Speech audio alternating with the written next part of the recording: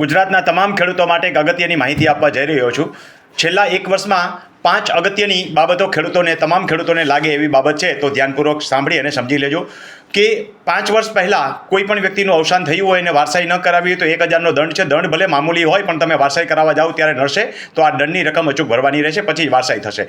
એવી જ રીતે બીજો નિયમ જે છે એ અવસાન પામેલ તમામ વ્યક્તિના સીધી લીટીના દરેક વારસદારો જે ગુજરી ગયા હોય એ સહિત ચડાવવાના રહેશે. કોઈ એક સંતાન ગુજરી ગયું હોય અને એનું સંતાન પણ જો ગુજરી ગયું હોય તો એ આંબાની અંદર બતાવવું ફરજિયાત છે, તો જ વારસાઈ એન્ટ્રી ચડશે. ત્રીજી બાબત અગત્યની, મૃત્યુ પામેલા વારસદારના સગીરના નામ ચડાવવા ફરજિયાત છે. યાદ રાખજો, હયાતીમાં હકવાળાની જરૂર નથી, સગીરના નામ ચડાવવા એ કમ્પલસરી રહેશે.